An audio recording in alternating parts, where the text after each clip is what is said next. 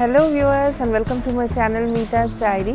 আগের ব্লগে আমি পুষ্কর ফেস্টিভ্যালের একটা র্যালি আপনাদের সাথে শেয়ার করেছি, তো আশা করি আপনাদের ভালোই লেগেছে। এই ব্লগে আপনাদের সাথে শেয়ার করব পুষ্কর মার্কেটটা, আর সাথে সাথে এখানে দুটো মন্দির আছে। বিশ্বের একমাত্র ব্রহ্মা মন্দির যেটা পুষ্করে রয়েছে সেই মন্দিরের দর্শন করব, আর লেকের আরেকটা দিকে রয়েছে বিষ্ণু মন্দির, যেটাকে অনেকে তিরুপতি মন্দির বলেও জানে। তো এই দুটো মন্দিরও আপনাদের সাথে এই ব্লগে শেয়ার করব। মন্দিরে যাওয়ার আগেই এই প্রসেশনটা চলে আসলো, তো এখানে অনেকটা সময় কাটিয়েছি, তো প্ল্যান চেঞ্জ একটু করে দিয়েছি। এখন আমরা এই মার্কেটটা আগে ঘুরে দেখব, তারপরে রাত্রের দিকে মন্দিরে যাব, কারণ মন্দির এখন বন্ধ হয়ে গেছে। এই একটা দোকান, এখানে বেশ সুন্দর সুন্দর দেখছি কালারফুল জামা কাপড়গুলো, ভীষণই ফেমাস পুষ্কর মার্কেট। প্রচুর জিনিস এখানে, মানে মেয়েদের তো এখানেই সময় কেটে যাবে, একটা দিন পুরো কেটে যাবে। এখানে কিন্তু বেশ সুন্দর সুন্দর কালেকশন, শল টলও আছে।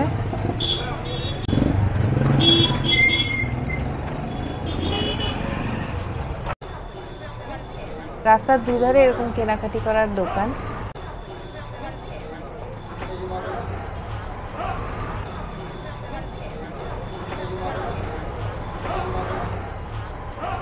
इसका क्या प्राइस है? 350।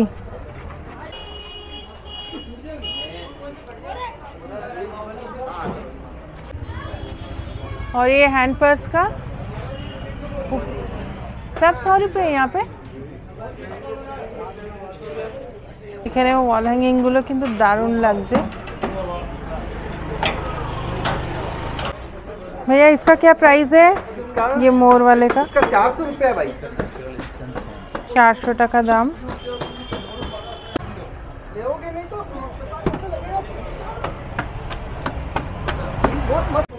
এই হ্যাঙ্গিং গুলো 200 টাকা করে এক একটা। পুষ্করের ন্যাচারাল ইনসেন্স হোম, এখানে অনেক সেন্ট পাওয়া যাচ্ছে। এই যে এখানে সব আতরগুলো। क्या प्राइस है भैया? लीजिए थोड़ा, देखेছি क्या प्राइस है सर? अलग अलग प्राइस है, मतलब मोस्टली तो ना इस साइज के 200 और 30 ml है 500 আর এগুলো 500 100 ml 1500 1500 এই সাইজের। like food sandal special ones, rose and like patchouli, so something is little expensive, vetiver। আচ্ছা, তো এসেন্স তো নানান রকমের দামের দেখালাম। এইখানকার এই যে লক্ষ্মী মিষ্টান্ন ভান্ডার, এখানে মিষ্টি তৈরি হচ্ছে। এই মিষ্টির দোকানটা কিন্তু অনেকটাই বড়, অনেক রকমের মিষ্টি আছে, সব এখানকার স্পেশাল। আর এখানে তৈরি হচ্ছে কিছু রাবড়ি টাইপের মনে হয় তৈরি হচ্ছে। এদিকে হালুয়া, এখানে মালপোয়া তৈরি হচ্ছে, আর এগুলো রসে ভিজিয়ে রেখেছে। এদিকে রামজি কি দোকান, এখানেও মালপোয়া তৈরি হচ্ছে।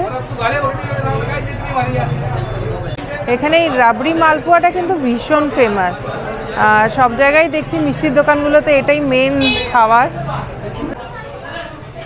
প্রচুর প্রচুর এখানে জিনিস।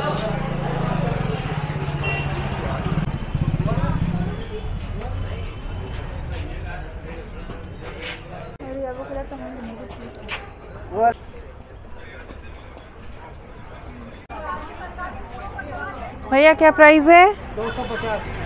250। और ये सामने वाला रेड और येलो? हाँ, ये भी 250 का। ये भी 250 का। অনেকটাই কিন্তু বড় এই পুষ্কর মার্কেট। এখন এইদিকে কয়েকটা খাওয়ার দোকানও দেখতে পাচ্ছি। এটা একটা জুসের দোকান, আর এইদিকে একটু টুকটাক কিছু খাবার পাওয়া যাচ্ছে। আচ্ছা, এই একটা দোকানে ঢুকলাম, এই এখানে দুটো জিনিস নিলাম। এখানে প্রচুর এরকম আছে, আর পুষ্করে এখন এই জিনিসগুলো প্রচণ্ড দেখতে পাচ্ছি, মানে এদের অথেন্টিক যেই কাজের জিনিসের থেকেও আমি এগুলো বেশি দেখতে পাচ্ছি। এই এখানে সব এইগুলো এখানে রুফটপ ক্যাফেও দেখতে পাচ্ছি এই বিল্ডিংটার ওপরে।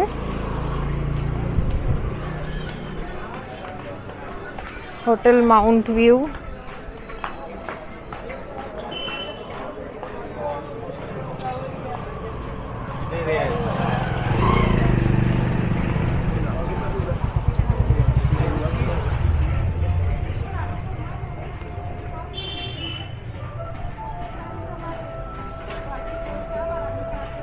এটা মনে হয় আমরা এখন শেষ মাথায় চলে এসেছি।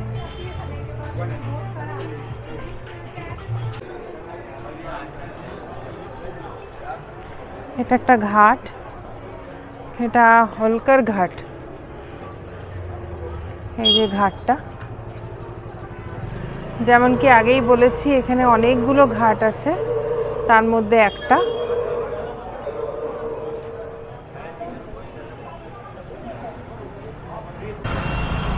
এই রাস্তাটা এন্ড নয়, মানে সোজা চলে যাচ্ছে তিরুপতি মন্দিরে। তো একজন সাজেস্ট করলেন খুব ভালো মন্দির, মিস করবেন না, তাই চলে যাচ্ছি।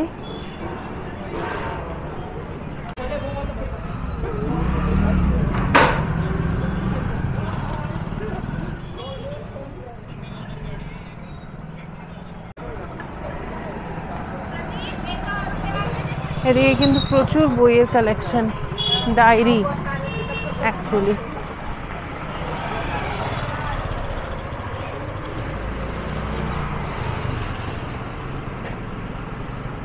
সব এবারে পুষ্করে এই টাইপেরই আমি ড্রেস দেখতে পাচ্ছি, ম্যাক্সিমাম তাই। রাজস্থানি ট্রেডিশনাল ড্রেসটা খুবই কম দেখছি। বিষ্ণুরই আর এক রূপ হচ্ছে তিরুপতি।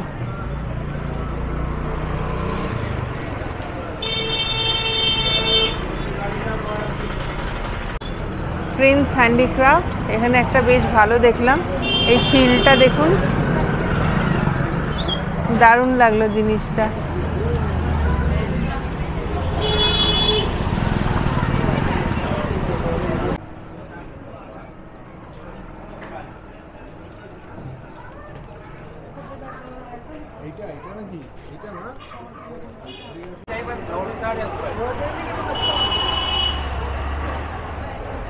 মার্কেটটাই একটুখানি শেয়ার করে দিচ্ছি, সবকটার তো দাম জিজ্ঞাসা করতে পারছি না, তবে কি কি পাওয়া যাচ্ছে সেটার একটা আইডিয়া পেয়ে যাবেন।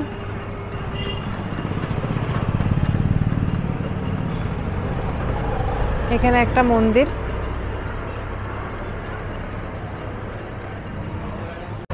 এবার এই ফ্লোরেসেন্ট জিনিসগুলো খুব দেখতে পাচ্ছি, ওয়াল হ্যাঙ্গিং আর টি শার্টের মধ্যে আছে, লাইটের মধ্যে, ব্লু লাইটের মধ্যে অ্যাকচুয়ালি ভীষণই ভালো লাগছে। বাইরে কিন্তু একদম নর্মাল লাগছে, তবে ব্লু লাইটে দারুণ সুন্দর লাগছে। দাম জিজ্ঞাসা করলাম 2000 3000, মানে পেন্টিংয়ের উপরে ডিপেন্ড করছে। খুব সুন্দর লাইটসগুলো এখানে দেখুন, দারুণ লাগছে।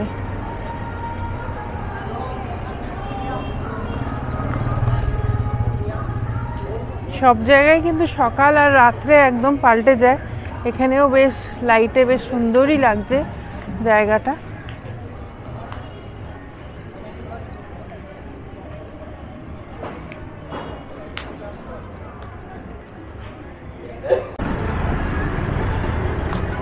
স্ট্রিট ফুড, এটা কি কি জানি,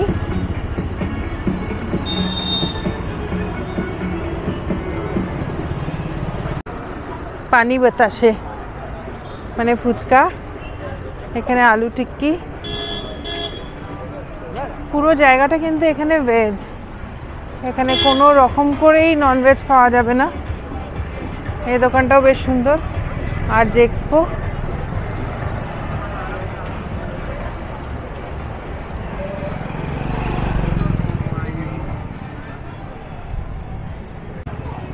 এখানে এই ওয়াল হ্যাঙ্গিংগুলো 100 টাকা করে, লেখাই আছে ফিক্স 100 রুপিস।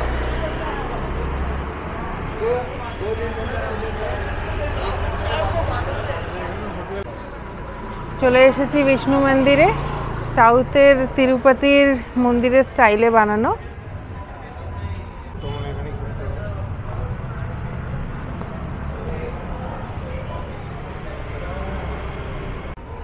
তো চলুন গিয়ে দর্শন করে আসি।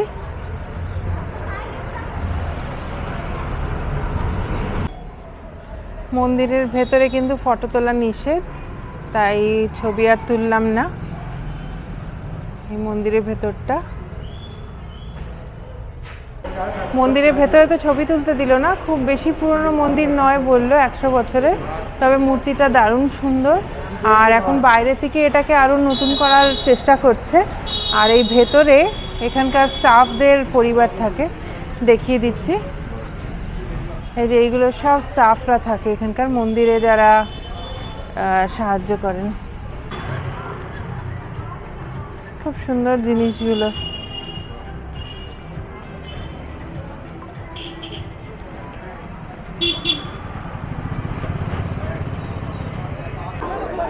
এই ওপরে হচ্ছে ব্রহ্মা মন্দির, আর বেশ বড় লাইন আছে। চটিটা রেখে আমরা, চটিটা খুলে আমরা চলে যাব। ব্রহ্মা মন্দিরের ভেতরেও কিন্তু ছবি তুলতে দেবে না, মন্দির দর্শন করে আপনাদেরকে জানাচ্ছি। ব্রহ্মা মন্দির তো দর্শন করে আসলাম, মোটামুটি খুব ভালো দর্শন করেছি, ছবি তুলতে পারিনি ওখানে। তো যাই হোক, মোটামুটি খুব ভালো ঘুরেছি। এখন এখান থেকে চলে যাব হোটেলে। আজকের ব্লগটা এখানেই শেষ করে দিচ্ছি, আবার দেখা হবে আপনাদের সাথে আর একটা ব্লগে। তৃতীয় দিনের রাজস্থান ট্রিপটার জন্য কিন্তু আমার ব্লগটা দেখতে থাকবেন। কালকে আমরা যাচ্ছি চিত্তরগড়। টাটা। এটা হচ্ছে পুষ্কর মেলা যেটা হয় সেটা, পশুপালন বিভাগ শ্রী পুষ্কর পশু মেলা 2024, যেটা এখানেই হয়েছিল।